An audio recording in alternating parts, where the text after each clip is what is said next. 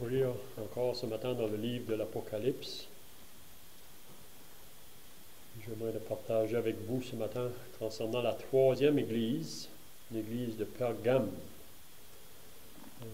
L'Apocalypse au chapitre 2.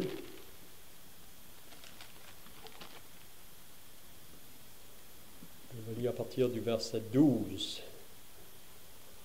Apocalypse au chapitre 2, le verset 12. Écrit à l'ange de l'église de Pergame. Voici ce que dit celui qui a l'épée aiguë à deux tranchants. C'est la manière que le Seigneur se représente à cette église-là, comme celui qui a l'épée aiguë à deux tranchants. Je sais où tu demeures. Je sais que là est le trône de Satan. Tu retiens mon nom et tu n'as pas renié ma foi, même au jour d'Antipas, mon témoin fidèle, qui a été mis à mort chez vous, là où Satan a sa demeure. Donc, Antipas, un croyant qui a été mis à mort dans ce lieu-là. Le verset 14, là, il fait le reproche à cette église. Mais j'ai quelque chose contre toi. C'est que tu as là des gens attachés à la doctrine de Balaam, qui enseignait à Balak à mettre une pierre d'achoppement devant les fils d'Israël pour qu'ils mangeassent des viandes sacrifiées aux idoles et qu'ils se livrassent à l'impudicité. De même, toi aussi, tu as des gens attachés pareillement à la doctrine des Nicolaïtes. Repens-toi donc, sinon je viendrai à toi bientôt et je les combattrai avec l'épée de ma bouche.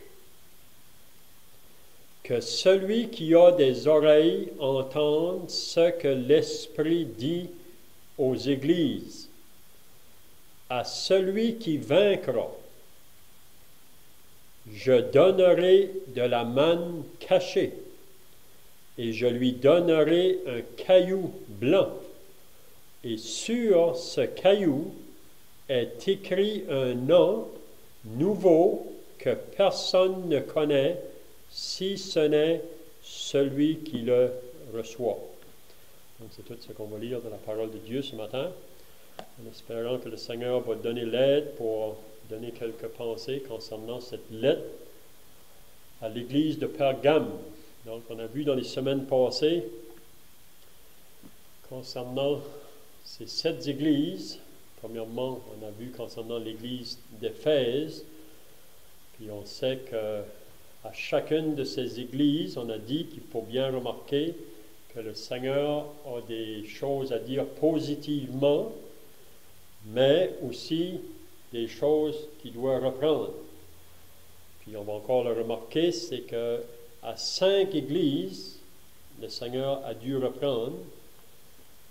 2 églises, il n'a pas fait de reproche. Les 2 églises, c'est Smyrne et Philadelphie. Donc, il n'y avait pas de reproche à faire à ces 2 églises. On avait vu aussi que ces 7 églises, c'était réellement des églises existantes dans le temps de l'apôtre Jean. Puis c'est Jean vraiment qui avait la responsabilité d'écrire à ces églises. Mais, comme on a vu la dernière fois, Jean n'a pas écrit ses propres pensées. Il a simplement écrit ce que Dieu lui a dit d'écrire, ce que Dieu lui a dicté d'écrire. Parce que vous savez, on vit dans un monde aujourd'hui où beaucoup de personnes, quand on vient pour leur présenter la parole, surtout dans les jours où on vit, c'est que c'est seulement un livre qui a été écrit par des hommes. C'est ça qu'ils vont nous dire souvent. Puis c'est l'excuse qu'ils donnent pour ne pas vouloir la lire. Mais vraiment, on sait, nous qui sommes chrétiens, puis on sait que c'est simplement Dieu qui nous l'a révélé par son Saint-Esprit, que le livre qu'on a entre nos mains, c'est la parole de Dieu. Puis même Paul, quand il a écrit sa lettre à Timothée, il pouvait dire que toute écriture est inspirée de Dieu. Puis on sait que dans ce temps-là que Paul a écrit, l'écriture n'était pas complète. Vous savez, c'était plus l'Ancien Testament qu'ils avaient entre leurs mains dans ce temps-là. Mais toute écriture, soit l'Ancien ou le Nouveau Testament, est inspirée de Dieu. Puis qu'est-ce que l'écriture va faire vraiment quand une personne vient en contact avec cette parole-là? C'est soit qu'elle va lui enseigner des choses, elle va apporter des convictions, elle va parfois corriger, elle va vouloir instruire. Puis ça, on sait que c'est plutôt l'effet qu'elle va faire parmi le peuple de Dieu. C'est vraiment ça l'effet qu'elle fait quand on est sous son écoute. Donc, Jean a simplement écrit qu'est-ce que le Seigneur lui a dit d'écrire à ces 7 églises.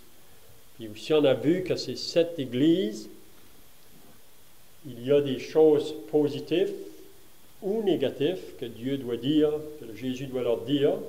Puis on peut aujourd'hui, nous qui sommes rendus à la fin de la dispensation de l'Église, toutes les assemblées qui sont sur la surface de la terre, on peut se trouver dans une de ces 7 églises-là, probablement.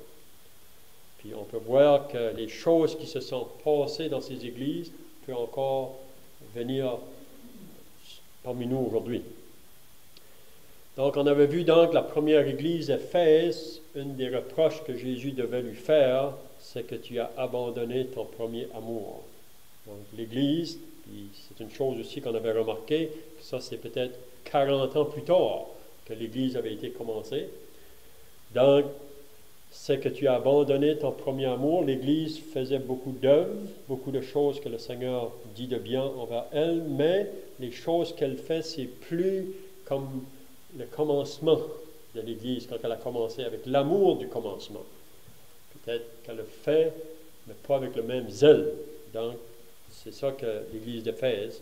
La deuxième Église, c'était Smyrne. L'Église de Smyrne a connu beaucoup de persécutions. Elle était dans des grandes tribulations. Elle passait par des grandes souffrances pour le nom du Seigneur Jésus-Christ.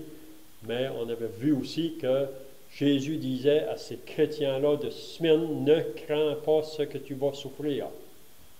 Ne crains pas ce que tu vas souffrir.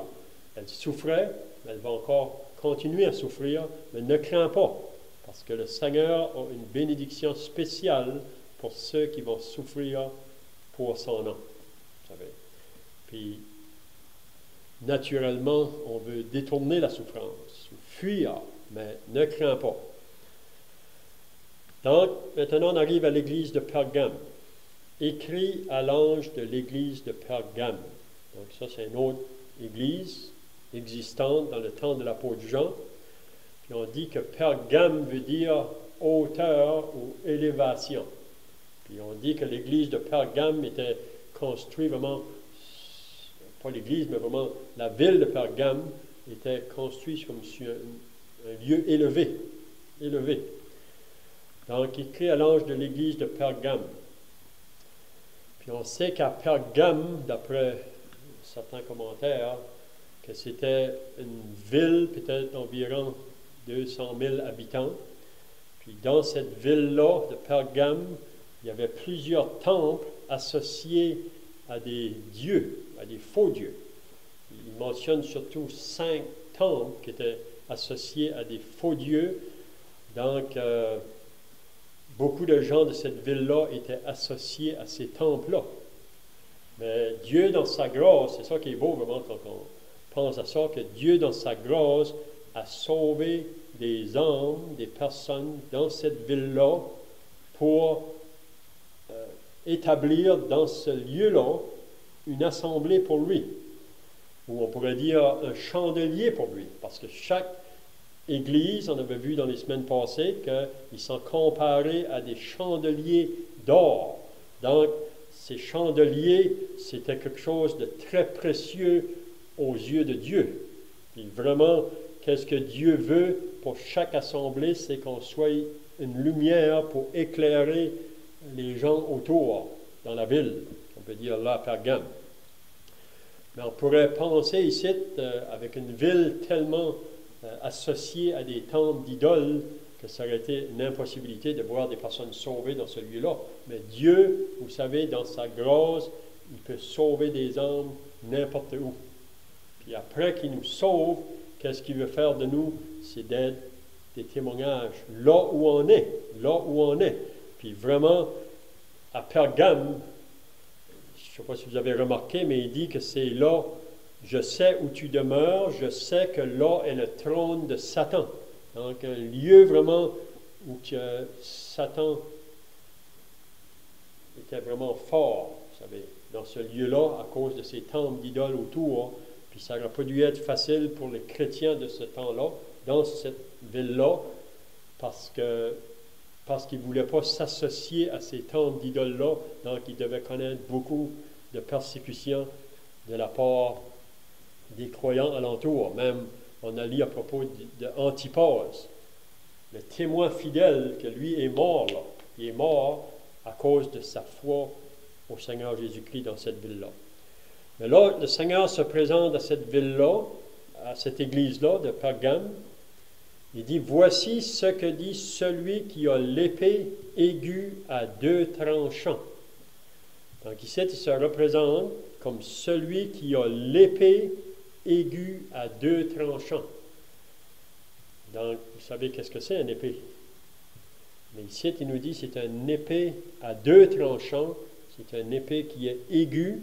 Puis si on lirait, on a déjà lu vraiment au verset 16 du chapitre 1, en parlant encore du Seigneur Jésus, il dit, il avait dans sa main droite 7 étoiles, de sa bouche sortait une épée à deux tranchants. Donc l'épée à deux tranchants sortait de sa bouche. Donc on dit que si ça sortait de sa bouche, ça nous parle vraiment de la parole de Dieu. Vous savez, l'épée à deux tranchants, c'est comparé à la parole de Dieu. Comme on a dit au commencement, la parole de Dieu, c'est elle vraiment qui peut pénétrer. C'est elle qui peut révéler les choses. Puis on sait que le Seigneur Jésus, comme étant lui-même la parole, c'est ça qu'on lit dans Jean chapitre 1, au commencement était la parole, et la parole était avec Dieu, et la parole était Dieu. Puis on sait que si vous lisez la Genèse, je pense que c'est le 2e verset, que c'est Jésus vraiment qui parle le premier, c'est Dieu qui parle. Vous savez, dans le commencement de la Genèse, quand il dit que la lumière soit et la lumière fut. Donc, par sa parole, il a pu créer, vous savez, toutes les choses qu'on peut voir présentement. Donc, c'est lui le premier, si on peut dire, à parler, puis c'est lui le dernier qui va parler. Puis c'est lui qui va avoir toujours le dernier mot. Donc, sa parole est comme une épée aiguë à deux tranchants. Elle est efficace, même si vous lisez dans Jérémie, je pense au chapitre 23, et le verset 29, il compare la parole de Dieu comme un marteau qui brise le roc. Avez-vous déjà frappé sur un rocher ou une roche avec un marteau? On dirait peut-être que ça ne fait pas grand-chose, mais si vous fessez assez longtemps, vous êtes capable de défaire le rocher. Donc la parole de Dieu est comme un marteau qui brise le roc. Puis aussi, elle est comparée dans Jérémie comme un feu dévorant. Puis même dans la parole, on lit même qu'elle est comparée à un miroir. Puis si vous lisez dans l'Apocalypse les dernières paroles que Jésus a dit, juste dans le chapitre 22, le lisez vers la fin, les paroles que lui a dit. C'est cette dernière parole qu'il a dit.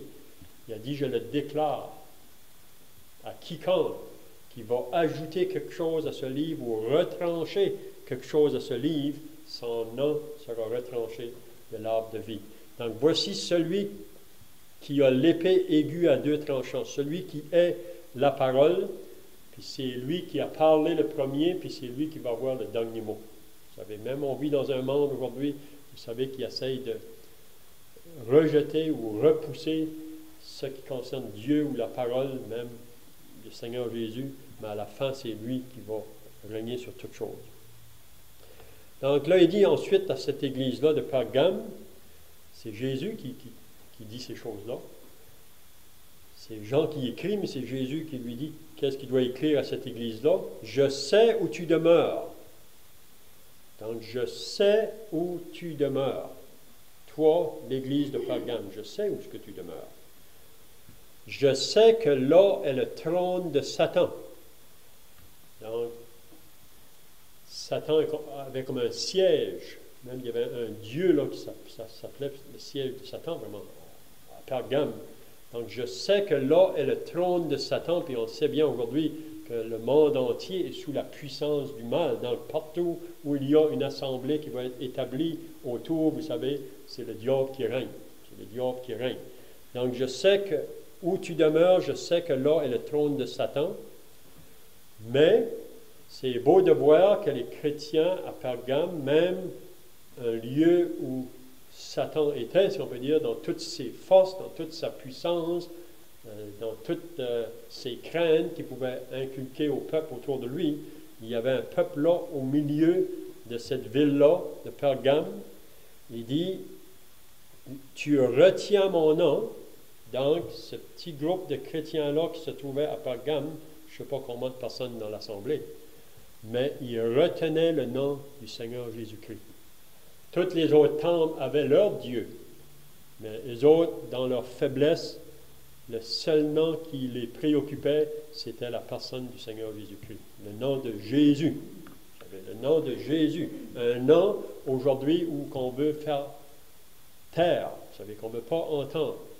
Pourtant, c'est pas grand-chose, on dirait, mais n'importe où ce que vous pouvez être, mentionnez seulement le nom de Jésus, puis on dirait que les gens viennent déranger, ça dérange.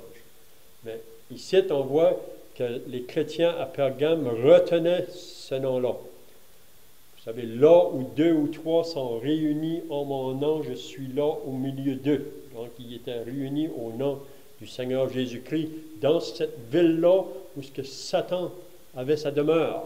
Vous savez, un témoignage vraiment fidèle, c'est beau de voir que Dieu pouvait maintenir un témoignage là pour lui. Il dit, et tu n'as pas renié ma foi.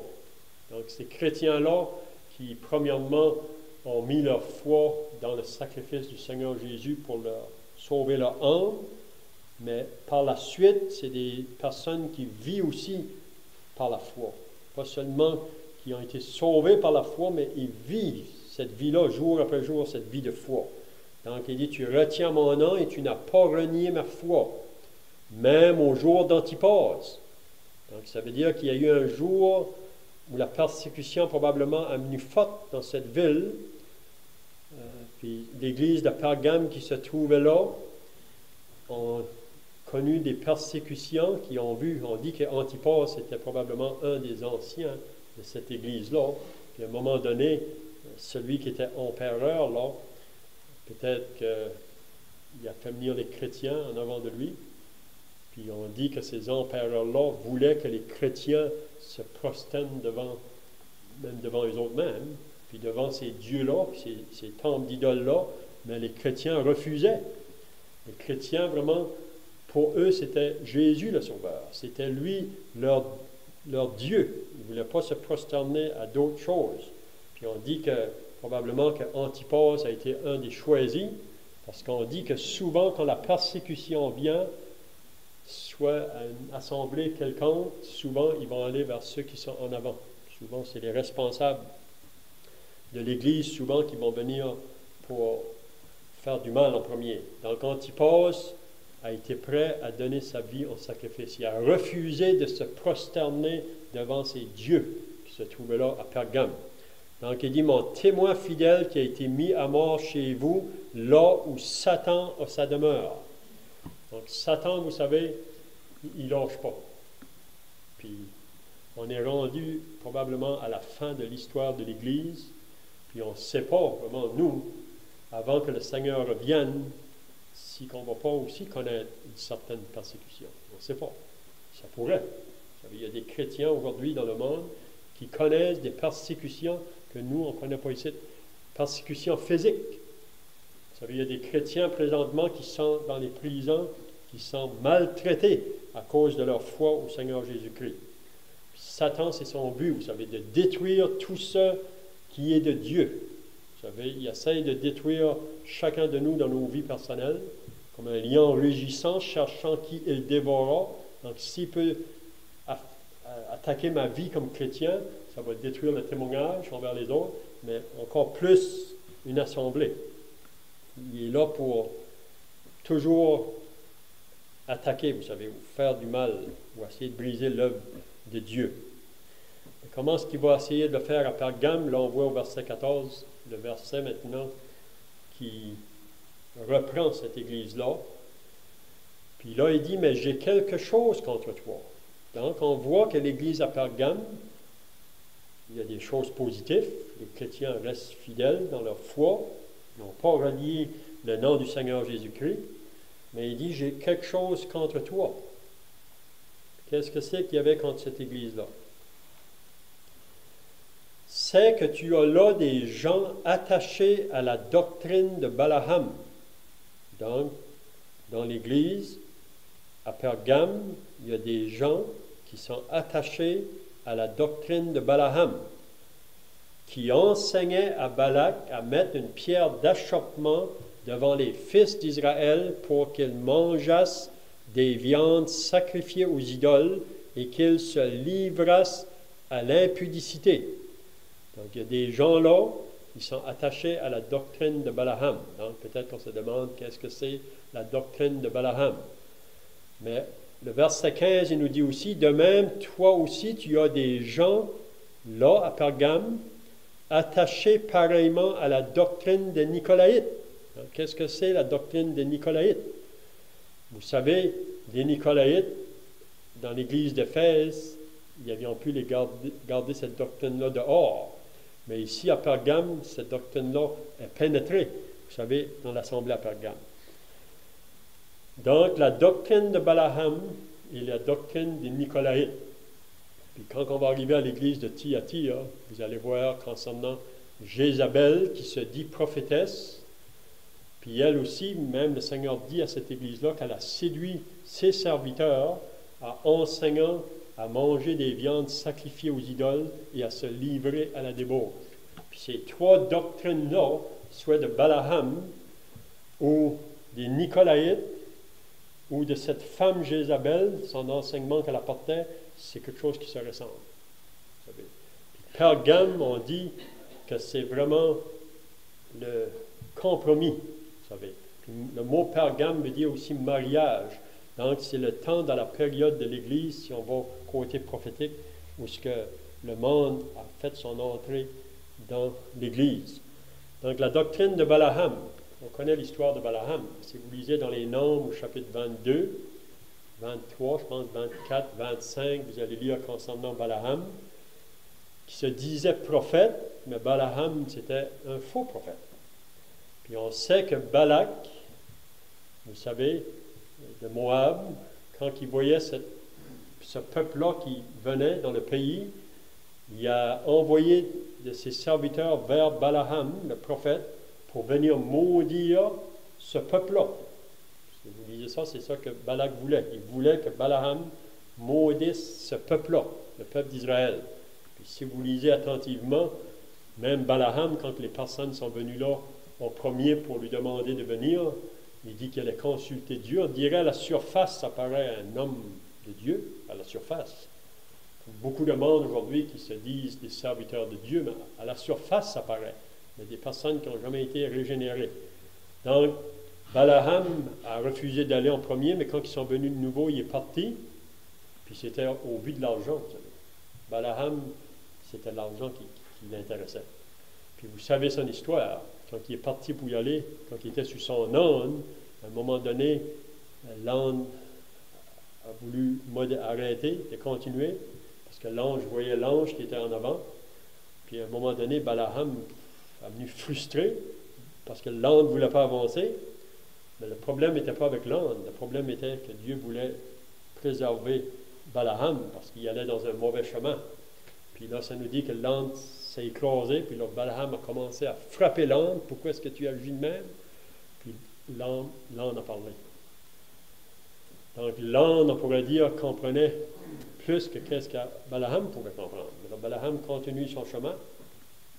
Puis vous savez que Balaam, partout, à 3 reprises, Balak l'a amené pour maudire Israël, mais Balaam ne pouvait pas. Il ne pouvait pas maudire, mais il bénissait. Il bénissait. Là, Balak a venu vraiment furieux, puis il l'a renvoyé chez eux. Mais là, comment est-ce que Balaam va faire? Donc, on peut voir ça encore aujourd'hui. Le diable, s'il ne peut pas venir du dehors, il va pouvoir s'infiltrer en dedans. Qu'est-ce qui est arrivé ici, la doctrine de Balaam, si vous lisez l'histoire d'Israël? C'est que Balaam a dit au fils de Balak d'aller vers les filles, ou les filles de Moab, d'aller vers les fils d'Israël. Puis c'est comme ça, vous savez, qu'ils se sont mélangés, puis que les inconvertis, si on peut dire, se sont mélangés avec Israël, puis ça a mené toutes sortes de péchés. Vous savez, l'idolâtrie, ils sont tournés vers les dieux de Moab, le peuple d'Israël, puis aussi vers le péché de l'idolâtrie, la débauche. Puis même, si vous liriez l'histoire, ça dit qu'il y a 24 000 personnes qui sont mortes ce jour-là à cause de cet éloignement-là. Puis aussi la doctrine des Nicolaïtes, on va arrêter là. La doctrine des Nicolaïtes, c'est aussi semblable. Ça dit que c'est des personnes qui changent la grâce de Dieu en dérèglement, ou qui veulent vraiment le côté de la licence. C'est vrai, on est chrétien, mais on peut vivre encore dans notre vie de péché, puis vivre notre vie chrétienne. C'est comme si qui séparait la vie spirituelle avec la vie naturelle ou physique. Vous savez, beaucoup de religions aujourd'hui, c'est comme ça. On va à l'église le dimanche matin, on est religieux, mais le restant de la semaine, on peut vivre pour le diable. C'est ça la doctrine de Balaam, la doctrine des Nicolaïtes, puis l'enseignement de Jézabel. Si vous regardez ça, vous allez voir ça. Donc c'est tout ce que je veux dire, le temps est passé. Donc on va terminer par la prière, qu'on puisse, par ces paroles-là, nous encourager à continuer à persévérer pour garder fidèlement le nom du Seigneur Jésus dans nos vies. Notre Dieu et notre Père, nous voulons maintenant nous approcher devant ta sainte présence, nous réalisant que ces 7 lettres qui ont été écrites à ces 7 églises sont aussi des enseignements pour nous aujourd'hui, nous réalisant que nous vivons dans les jours de la fin de la dispensation de l'Église, et si ces choses-là se sont passées au commencement, donc ils veulent encore s'infiltrer parmi nous. Donc on veut te prier que tu nous préserves, et qu'on puisse avoir nos regards sur celui qui est le chef et le consommateur de la foi, celui qui revient bientôt pour nous prendre auprès de lui. Donc aide-nous, Seigneur, à marcher fidèlement pour toi, au nom du Seigneur Jésus. Amen.